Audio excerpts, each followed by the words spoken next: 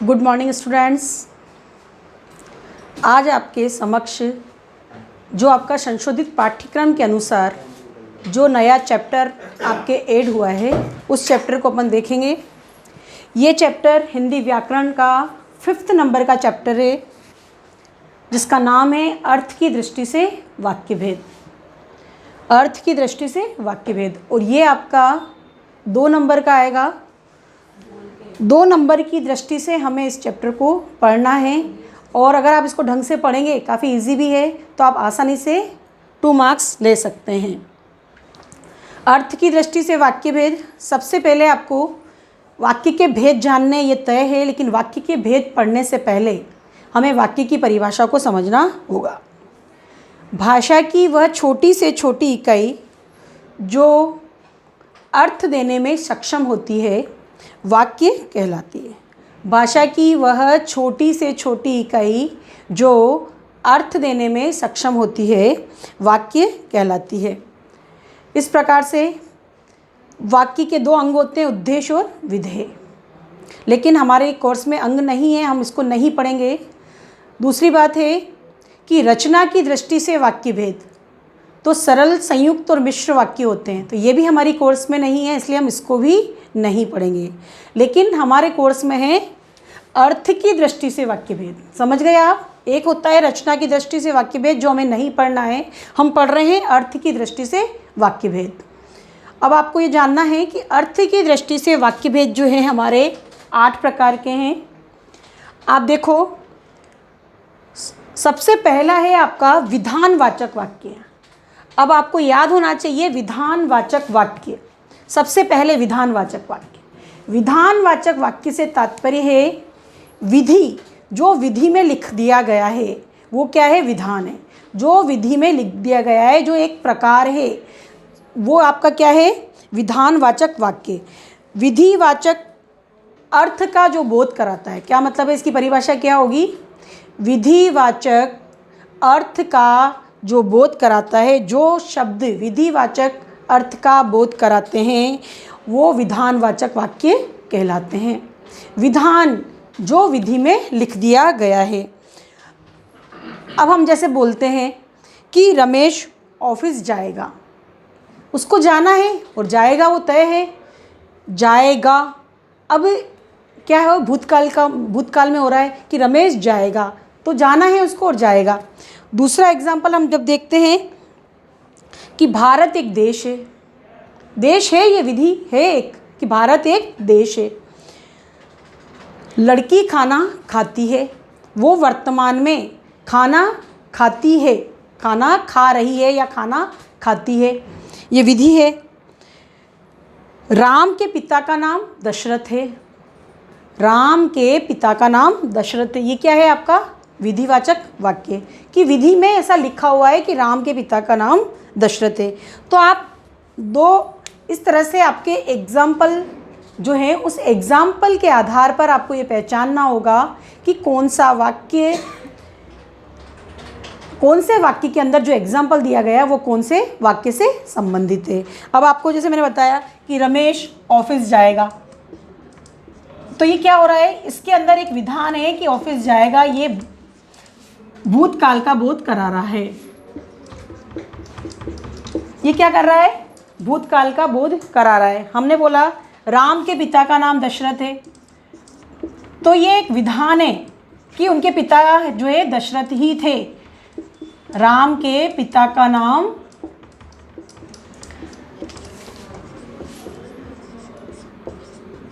दशरथ है, तो ये क्या हो गया?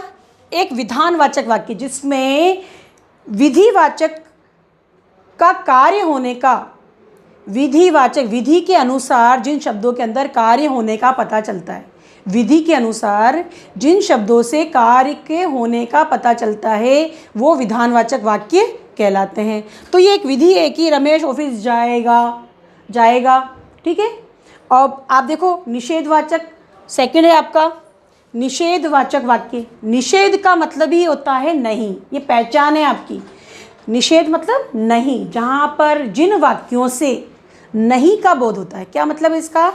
जिन वाक्यों से कार्य के न होने का बोध हो, जिन वाक्यों से कार्य के न होने का बोध हो उसे हम क्या कहेंगे, निषेधवाचक वाक्य कहेंगे। जैसे हमने कहा तुमने खाना नहीं खाया, ये निषेधवाचक का एग्जाम्पल है। तुमने खाना नहीं खाया। अब आप देखो इसके अंदर क्या आया है, नहीं शब्द आया है। क्या आया है, नेगेटिव। तुमने खाना नहीं खाया है, नहीं खाया है, तो यहाँ पर नहीं का बोध हो रहा है। हमने बोला कि राम खाना नहीं खाएगा, राम खाना नहीं खाएगा। अब इसमें क्या हो रहा है, जहाँ जिन वाक्यों के अंदर नहीं का बोध हो रहा है वहाँ पर हम इनको निषेधात्मक वाक्य हम कहते हैं। वह इस काम को नहीं करेगा, वह इस काम को नहीं करेगा। क्या हुआ है, नहीं आया इसके अंदर। तो जहाँ पर निषेधात्मक वाक्य जहाँ होते हैं वहाँ पर नहीं या ना इस प्रकार के शब्दों का प्रयोग वाक्य के अंदर होता है। तो इसको अपन क्या कहेंगे, निषेधात्मक वाक्य। या हम कहते हैं कि रमेश पुस्तक नहीं पढ़ता है, रमेश पुस्तक नहीं पढ़ता है। तो यहाँ पर भी क्या हो रहा है, नहीं का बोध हो रहा है। अब आप तीसरा वाक्य देखो, आज्ञावाचक वाक्य। अब इसमें आप देखो आज्ञावाचक वाक्य जिसके अंदर आज्ञा हो। क्या है, आज्ञावाचक वाक्य जिसके अंदर आज्ञा हो। अब आप इसको ये देख सकते हो कि जिन वाक्यों में उपदेश, आज्ञा, आदेश या अनुरोध का निवेदन किया जाता है उन्हें आज्ञावाचक वाक्य कहते हैं। देखो उपदेश, आज्ञा, आदेश या अनुरोध का निवेदन किया जाता है वहाँ पर आज्ञावाचक वाक्य होते हैं। जैसे हमने आपसे कहा कि दरवाज़ा बंद करो, क्या बोला, आज्ञावाचक वाक्य दरवाज़ा बंद करो। ये क्या हुआ है, किसी का आदेश है, किसी का आदेश है। क्या है, दरवाज़ा बंद करो। अब आपको ये किसी ने आपको आज्ञा दी है और आप इस आज्ञा को मान रहे हो कि दरवाज़ा बंद करो। फिर हम कहते हैं ईश्वर जो करता है अच्छा करता है, ईश्वर जो करता है अच्छा करता है, ईश्वर जो करता है अच्छा करता है। अब आप देखो ये क्या है, एक उपदेश है, एक आशीर्वाद है कि ईश्वर जो करता है वो बहुत ही अच्छा करता है। ऐसे हमने कहा कि कृपया शांति बनाए रखें, कृपया शांति बनाए रखें, कृपया शांति बनाए रखें, कृपया शांति बनाए रखें। अब इसमें क्या है, आदेश दिया जा रहा है सभी को कि आप चुपचाप बैठो, शांति बनाए रखो। तो यहाँ पर ये क्या है, आपकी आज्ञा है, जिस आज्ञा को आप मान रहे हो। तो ये क्या है, आपके आज्ञावाचक वाक्य है। इसमें आपको आसानी से आपको समझ में आ रहा है ये आज्ञावाचक वाक्य। अगला आप देखो प्रश्नवाचक वाक्य। प्रश्नवाचक वाक्य आपको समझ में आ रहा है, प्रश्नवाचक जहाँ पर प्रश्न पूछा जाए। प्रश्नवाचक वाक्य क्या है, जहाँ पर प्रश्न पूछा जाए वो हो गए प्रश्नवाचक वाक्य। तो इसको कहेंगे हम प्रश्नवाचक वाक्य। तो जहाँ पर पूछा जाता है कौन है, क्या है, ये क्या कहलाएंगे, आपके प्रश्नवाचक वाक्य कहलाते हैं। जिन वाक्य में किसी प्रश्न का बोध होता है, जिन वाक्यों में किसी प्रश्न का बोध होता है, जिसके अंदर कोई प्रश्न छिपा रहता है, जिससे हम प्रश्न करते हैं, उन्हें हम क्या कहते हैं, प्रश्नवाचक वाक्य कहते हैं। अब आप प्रश्नवाचक वाक्य देखो, जैसे राम के पिता कौन है, प्रश्न हो गया आपका कि राम के पिता कौन है। ये क्या हो रहा है, आपका प्रश्न पूछ रहे हो आप।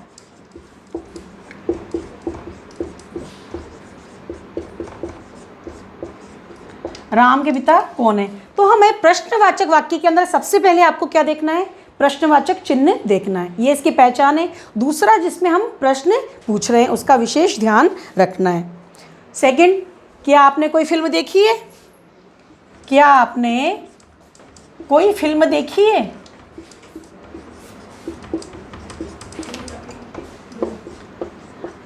अब यहाँ पर आपसे एक प्रश्न पूछा जा रहा है कि आपने कोई फिल्म देखी है क्या? क्या आपने कोई फिल्म देखी है? कोई प्रश्न पूछा जा रहा है। तीसरा, वह चला गया होगा। वह चला गया होगा। अब आप देखो, एक तरीके से इसमें संदेह भी है, वह चला गया होगा, लेकिन वह चला गया होगा, इसके अंदर क्या शब्द क्या है? छिपा हुआ है। क्या वह चला गया होगा? क्या वह चला गया होगा? जिसमें थोड़ा बहुत संदेह होते हैं, इस तरह के वाक्य भी आपके उसी के अंदर आते हैं। क्या वह चला गया होगा? तो ये आपका क्या है? प्रश्नवाचक चिन्ह है। शायद वह चला गया होगा, तो है ना, शायद लगते ही ये संदेहात्मक हो जाता है, लेकिन वह चला गया होगा, कई बार क्या शब्द गौण होता है। तो क्या वह चला गया होगा? वह चला गया होगा, लेकिन क्वेश्चन मार्क लगते ही इसके आगे क्या हो गया? क्या आ जाता है। तो ये यहाँ पर आपका क्या हो गया? प्रश्नवाचक चिन्ह हो गया। ठीक है, आगे आप देखो, इसके अंदर प्रश्नवाचक के बाद है आपका संदेहार्थक, या हम कहेंगे संदेह सूचक वाक्य। संदेहार्थक का मतलब क्या होता है? जिस वाक्य में संदेह प्रतीत हो, जिस वाक्य में क्या हो? संदेह हो, किसी भी प्रकार का कोई डाउट हो, उसे हम क्या कहेंगे? संदेहार्थक। अब देखो, जिस वाक्य में संदेह, शंका, या जिस वाक्य में संदेह हो, शंका हो, वहाँ पर क्या होगा? वो संदेहार्थक वाक्य कहे जाते हैं। जैसे अपन ने बोला, संभवतः वह आज दिल्ली जाएगी। संभवतः वह आज दिल्ली जाएगी।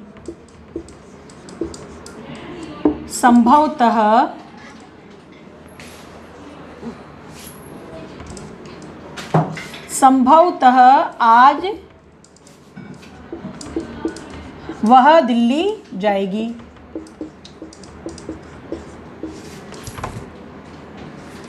संभवतः आज वह दिल्ली जाएगी। अब आप देखो, इसमें क्या हो रहा है? संभव, एक शंका, एक संदेह है कि शायद आज वो क्या है? दिल्ली जाएगी। या हम कहें कि रमा ने खाना खा लिया होगा। रमा ने खाना खा लिया होगा। रमा ने खाना खा लिया होगा। रमा ने खाना खा लिया होगा। यहाँ पर क्या है? हमें संदेह प्रतीत हो रहा है। क्या प्रतीत हो रहा है? इसमें हमें संदेह प्रतीत हो रहा है कि शायद रमा ने खाना खा लिया होगा। तो यहाँ पर क्या हो गया? एक संदेह है। तो जहाँ पर संदेह हो, एक भ्रम की स्थिति जहाँ पर बनी रहे, जहाँ पर एक शंका है, वहाँ पर आपका क्या होगा? संदेहवाचक वाक्य होते हैं। आगे आप देखो, संदेहवाचक के वाक्य के बाद होता है इच्छार्थक। इच्छार्थक या इच्छावाचक। इच्छार्थक या इच्छावाचक क्या है? जहाँ पर कोई इच्छा छिपी हुई है, जिस वाक्य के अंदर कोई इच्छा छुपी हुई हो, उसे हम इच्छार्थक। जिस वाक्य में कोई इच्छा हो, शुभ कामना हो, और जहाँ पर आशीर्वाद का बोध हो, वहाँ पर हम क्या कहेंगे?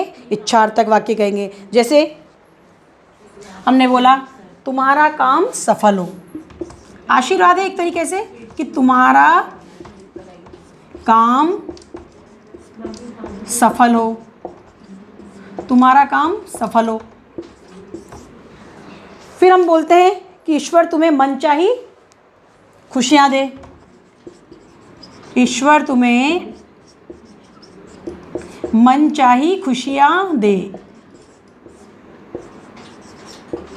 ईश्वर तुम्हें मनचाही खुशियाँ दे। यहाँ पर क्या हो गया?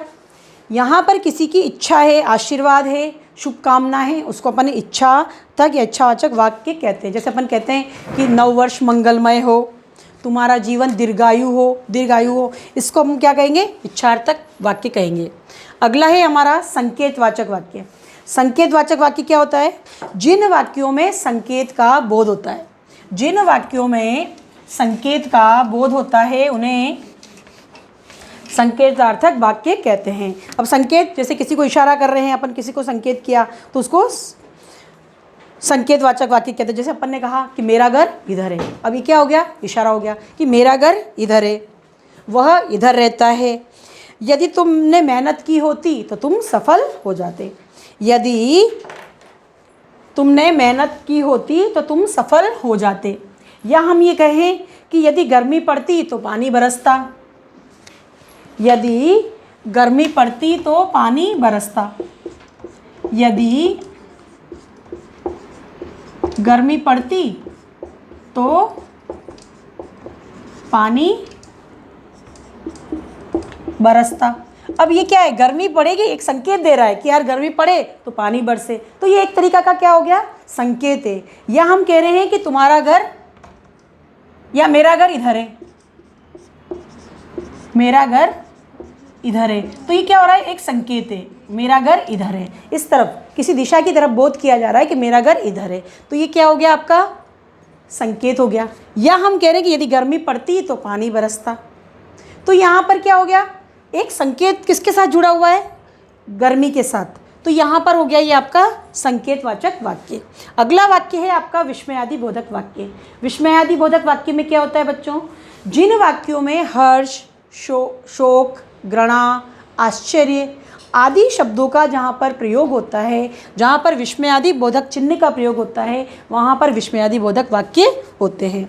विस्मयादि बोधक वाक्य आपको चिन्ह से ही आप पहचान जाते हो, आप पहले भी आप पढ़ चुके हो विस्मयादि बोधक वाक्य के अंदर, जहाँ पर विस्मय आदि का बोध हो, हर्ष, शोक, घृणा, आश्चर्य आदि ऐसे कोई भाव होते हैं, वहाँ पर विस्मयादि बोधक वाक्य होते हैं। जैसे हमने कहा आह, यह विस्मयादि बोधक चिन्ह है, ये आह कितना सुंदर घर है, आह कितना सुंदर घर है। अब आप देखो इसके अंदर क्या हो रहा है, इसमें क्या है, कितना सुंदर घर है, उस सुंदर घर को देख करके हमारे मुंह से आह निकल रही है। यहाँ पर क्या होता है, विस्मय का भाव है, उस सुंदरता को देख करके हमारे मन में एक हर्ष हो रहा है, एक हर्ष का भाव है ना, तो उसको देख करके हमने आह निकला है, तो ये यहाँ पर क्या हो गया, विस्मयादि बोधक वाक्य। या हमने बोला वाह कितना सुंदर फूल है, किसी फूल को देखा तो हमने बोला वाह कितना सुंदर फूल है, वाह कितना सुंदर फूल है। या फिर हमने बोला कोई गंदी चीज हमने देखी तो हम बोलेंगे छी बहुत बदबू है, छी बहुत बदबू है। अब यहाँ पर क्या हुआ, आप दो वाक्यों में आप देख सकते हो, यहाँ पर एक अच्छा रोमांच का अनुभव हमें हुआ है, किसी सुंदरता को देख करके हमारे मन में रोमांच का अनुभव हुआ है और हमारा मन प्रसन्न हो गया, हर्ष है ना, हर्ष हो गया है। लेकिन इसमें देखो छी बहुत बदबू है, यहाँ पर बदबू जब हमारी नाक में आई तो हमें क्या हुआ, मुंह से क्या निकला, छी। छी मतलब एक गंदा वाक्य। घृणा, जहाँ पर घृणा का बोध हो रहा है, यहाँ पर क्या हो रहा है, छी शब्द का प्रयोग हमने किया है ना। तो इस तरह से यहाँ पर क्या हुआ, इसका हुआ है। ऐसे हमने किसी को शाबाशी दी, अपन ने कहते हैं शाबाश,